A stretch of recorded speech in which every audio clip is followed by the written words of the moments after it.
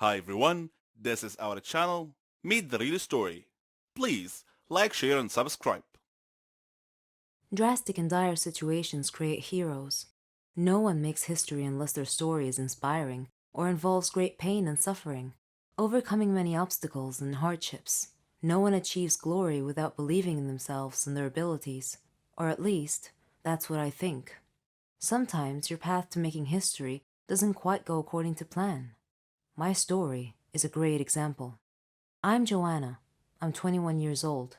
I live with my parents and my little sister Veronica. My father was a police officer. He was very brave. He was my idol. He believed in justice and sacrificed anything to see it done. One of my life goals was to be like him. I loved to see him in his uniform. I viewed him as a hero of sorts and believed the old adage that good always triumphs over evil. Unfortunately, that rosy affirmation doesn't always hold true in real life. My father's work used to keep him terribly busy.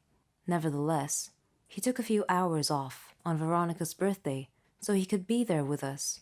Halfway through the party, Dad's work called and told him that a thug was holding a group of nursery kids hostages, demanding a large sum of money and a means to escape the scene.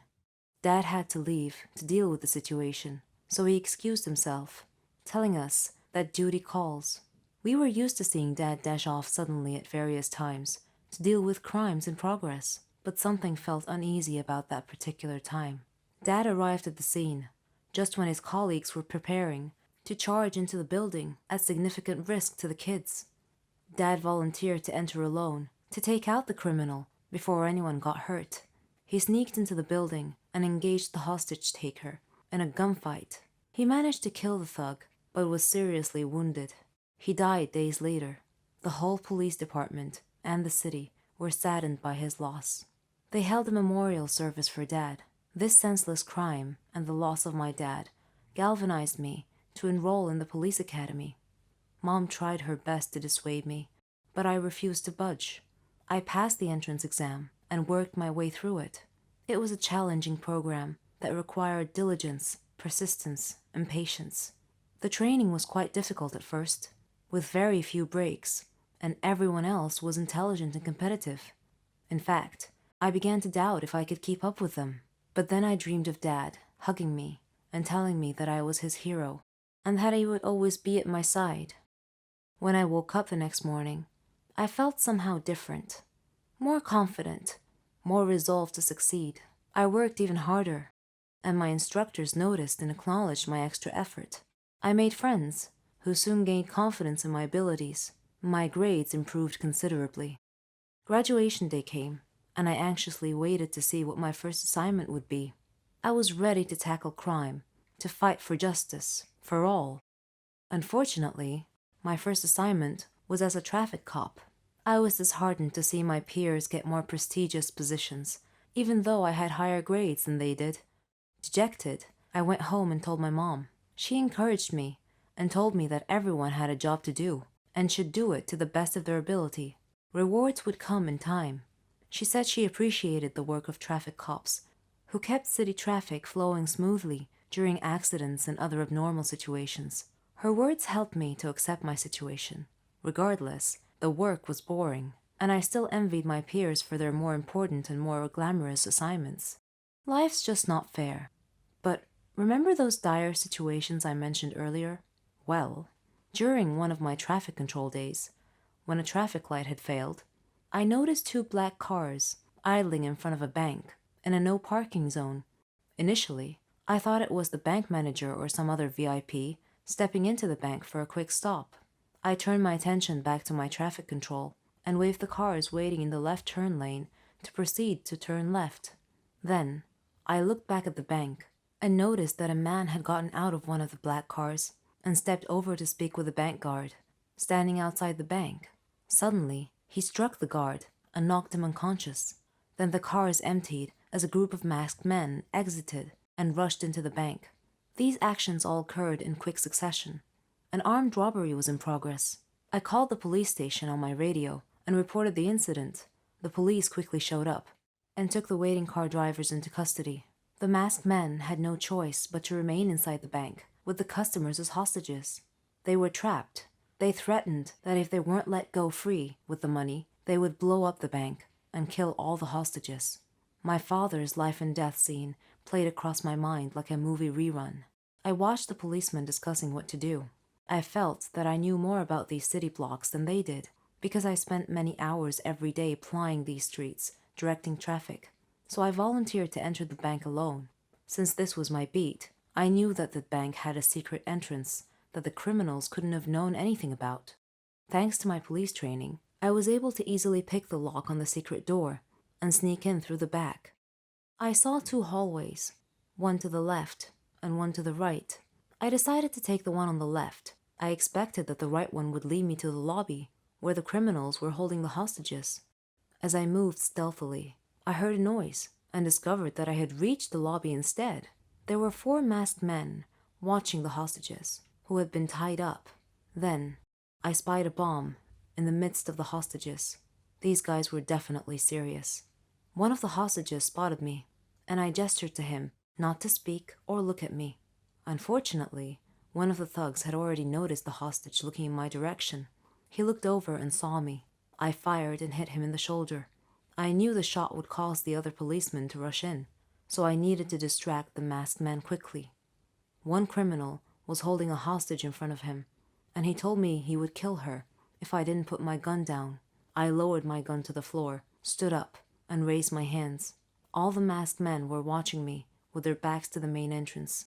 Just as I was about to get shot, the police squad rushed in and told them to freeze. The thugs surrendered.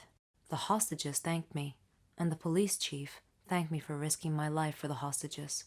The next day, the governor called me into his office and praised my bravery and dedication. He surprised me by transferring me from the traffic control division to the crime prevention division. I felt my father's spirit watching me at that moment and smiling with pride. My friends began calling me the Girl of Steel, and I was perfectly okay with that. Hi, my name is Selena. I'm 19 years old, and I'm just crazy about basketball. I follow all the sports news, the star players, and the league statistics. I know the names of all the famous players around the world. My friends were amused by this because their interests ran more towards makeup, fashion, singers, and movie stars. I thought those girl things were just outright vain, shallow, frivolous, and downright silly to tell the truth. The college's basketball team coach was forced to take leave due to a chronic illness, leaving the team without a coach. Due to my high school reputation and widely recognized basketball expertise, I was asked if I wanted to serve as the basketball team's temporary coach. I had always dreamed of someday becoming a coach for a famous basketball team, so I jumped at the opportunity. School leagues presented opportunities for players to show what they've got and maybe get scouted by a professional league team. It was also my chance to start as a college basketball coach. By studying the opposing team's previous games, I analyzed their strategies and learned their strengths and weaknesses. I was able to excel and drive my team to an undefeated streak of winnings. We won the college league championship. I was selected to train a team in a professional league with another famous coach. It was an incredible opportunity for me to up my game a notch. During this time, I met an opposing team's coach named Jacob, who was something of a genius when it came to winning basketball strategies. He shared the same dreams as mine. He bragged that his team was better than mine. Well, I couldn't ignore the gauntlet he threw at my feet, so I challenged him to a game. My team against his, in the upcoming season, and may the best team win. If my team won, he would acknowledge me as a superior coach, and vice versa. The season began, and both our teams began beating all our opponents. I used these victories to hone my coaching skills to the next level. Both our teams were undefeated until the day we were to face each other in a championship game. The game began, and both teams played hard. We stayed closely matched the entire game.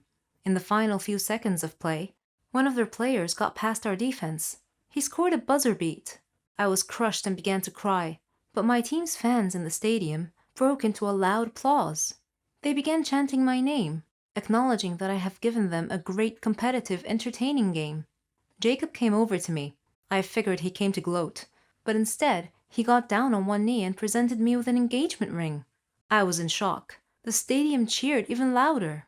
I may have lost the game that day, but for some reason I felt like a winner. End of the world scenarios are presented in a lot of Hollywood movies: zombie apocalypses, alien invasions, meteor collisions, monstrous solar flares, premature ice ages, and worldwide deadly virus outbreaks. The last one is the one I used to imagine: a deadly viral outbreak that spread all over the world and wiped out humankind.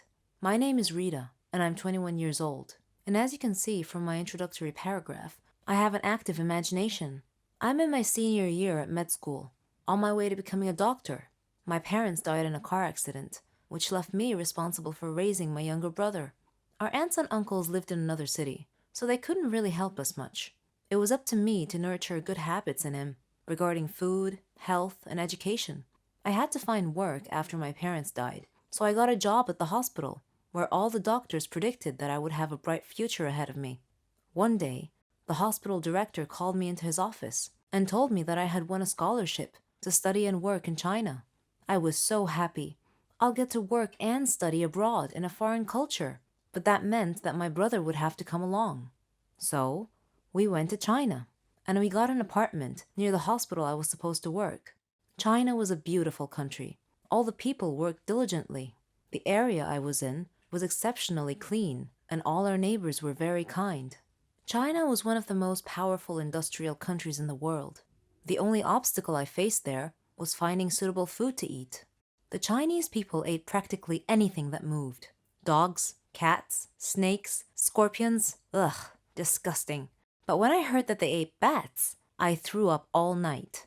During my studies, I knew that China had a lot of rare illnesses, but I never imagined that I would encounter any while I was there. One day, our hospital received a case with strange symptoms. After many diagnostic tests, we still couldn't figure out what the affliction was. The patient had a fever and a very bad cough. His respiratory system was in severe distress, so we put him in the intensive care. Shortly after, we began receiving an influx of patients with the same symptoms, a red flag that an epidemic was probably already on the way, and my brother and I were right in the middle of it. What a nightmare! Soon afterwards, my brother fell ill. That's where I drew the line. If an apocalypse was coming, I wasn't quite ready for it yet, so we left China and returned home. Thousands of people died in China due to that rare disease, but thankfully, my brother recovered fully and is now okay. As for me, I shifted my